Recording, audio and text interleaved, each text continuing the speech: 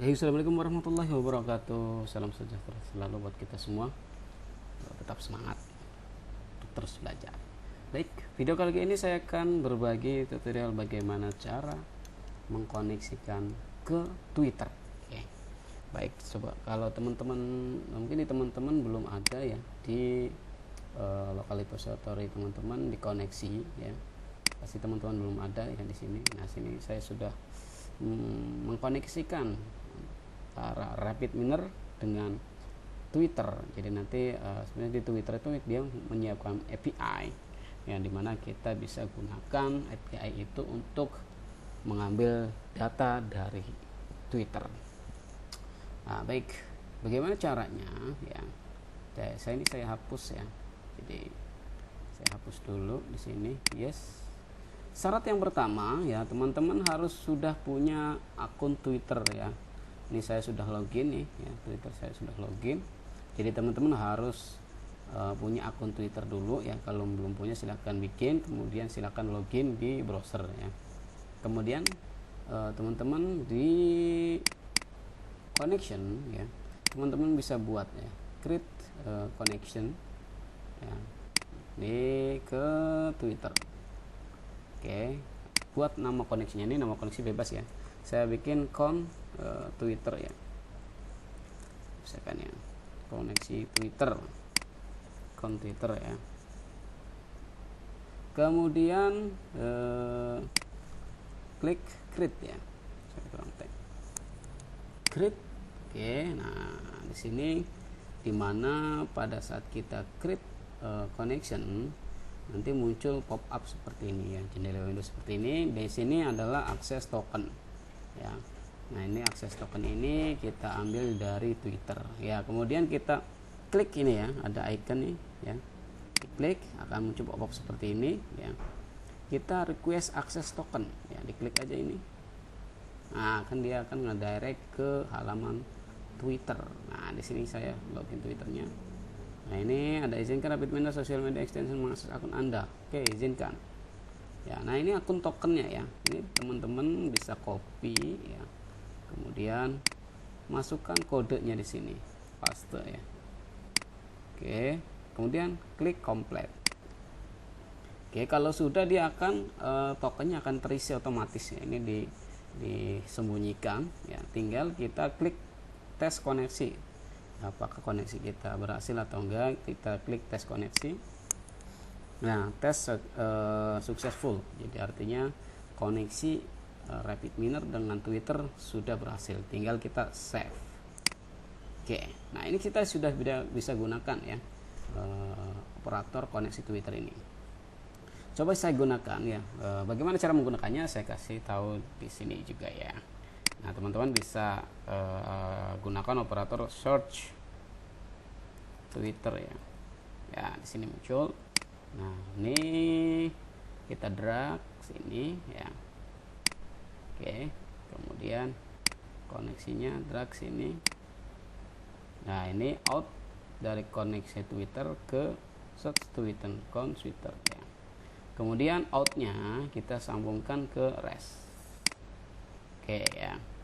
Jadi teman-teman gunakan operator search Twitter ya. Kemudian drag untuk koneksi Twitternya, sambungkan out dari koneksi Twitter ke search Twitter ya.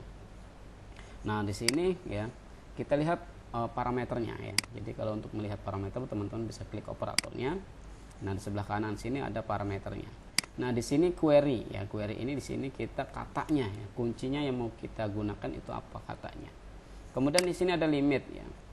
Limit di sini adalah datanya ya, yang mau ditampilkan berapa. Misalkan kita bisa rubah nih 500, 300 ya. Boleh ya. Kemudian range ini biarkan saja. Result type-nya recent or popular ya. Mau yang populer aja atau yang ada recent-nya ya. Oke, saya pakai yang ini misalkan. Nah, saya coba misalkan query-nya saya coba cari Mandalika karena yang sekarang lagi ramai adalah Mandalika ya. Oke. Setelah itu teman-teman run ya di sini ya. Klik run. Oke. tunggu. Waalaikumsalam. Oke, Pak Jum, silakan di sini. Terima kasih banyak. Wah, ini saya dapat kiriman nasi soto. Terima kasih Pak Jum. Oke, lanjut ya. Kita di sini terdapat 13 data ya, raw data ya. Untuk kata Mandalika. Jadi di Twitter ini ada kata Mandalika. Nah, di sini ada beberapa kolom ya, field-fieldnya atau label-labelnya. Ada ID di sini adalah ID daripada datanya ya. Kemudian ada create at ya, tanggal berapa dibuat ya. Kemudian from user ya, ini dari user siapa nih? Ada Marquez ya, from ID-nya untuk ID Twitternya. To user itu artinya dia tweet ke siapa ya. Kemudian kalau ada dia nanti muncul tuh namanya ya, nama tweetnya ke siapa, kemudian user ID-nya tweet tersebut ke siapa. Nah, ini ada kolom language ya, language ini bahasa ya. Jadi di mana di sini di kolom pertama ini dari Marquez itu bahasa Indonesia, Inggris ya, bahasa Indonesia, ini itu Indonesia ya. Kemudian dia adalah source-nya ya, source filenya Twitternya.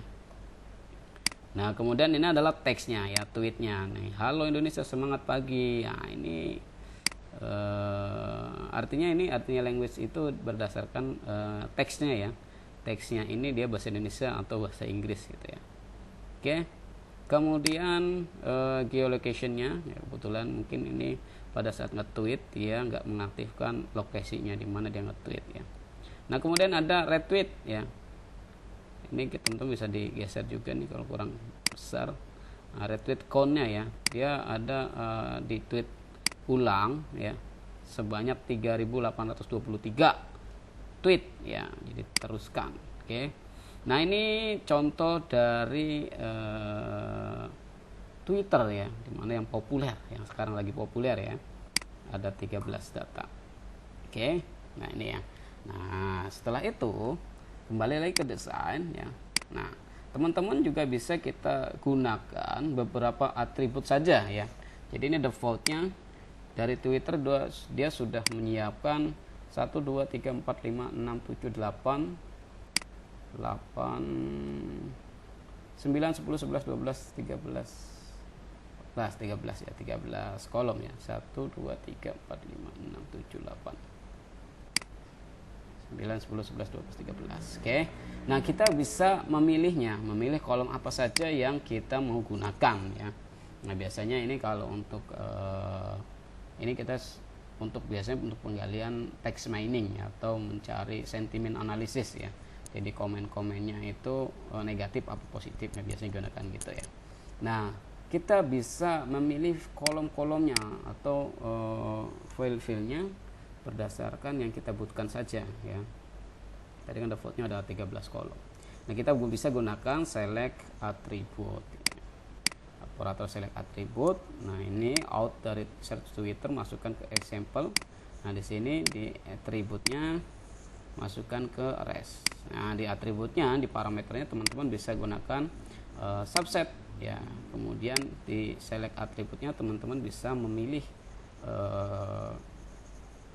field mana aja atau kolom mana aja yang mau kita gunakan. Misalkan contoh sini ya, saya mau menggunakan 3 kolom saja ya, misalkan user ID ya, kemudian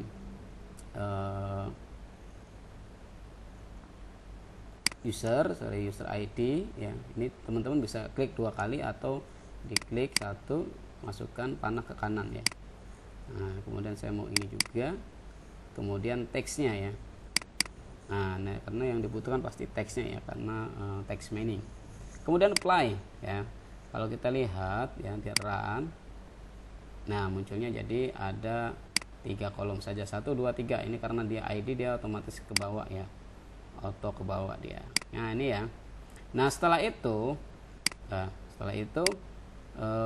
teman-teman juga bisa hasil text mining ini ya, hasil penggalian teks ini ke export ke Excel ya. Jadi teman-teman biar enggak copy paste dari hasil ini ya, teman-teman bisa langsung aja ya, langsung di export ke Excel. Teman-teman bisa gunakan namanya create CSV ya. Oke, sini ya. Example masukkan ke input operator WCSV ya. Kemudian ini ya operator WCSV ya, kita klik CSV file. Nah ini kita mau masukkan kemana ya, misalkan saya mau taruh di sini ya, di dokumen ya. Ini saya kasih nama misalkan Twitter, teks tweet misalkan ya. Nah jadi nanti berarti filenya itu akan ke dokumen ya. Ini kolom separatornya saya kasih default ini aja ya. Kemudian kalau sudah ini date formatnya, tinggal pin throw ya, masukkan ke res. Oke ya, pin throw masukkan ke res. Setelah itu run. Oke, nah ini tampilan di RapidMiner hanya seperti ini saja ya. Jadi dia tidak menampilkan seperti download gitu ya. Jadi tetap menampilkan ini ya, tapi kita bisa langsung cek di dokumen ya. Saya tadi dokumen ada namanya tadi saya text tweet. Nah ini ya, coba kalau kita buka.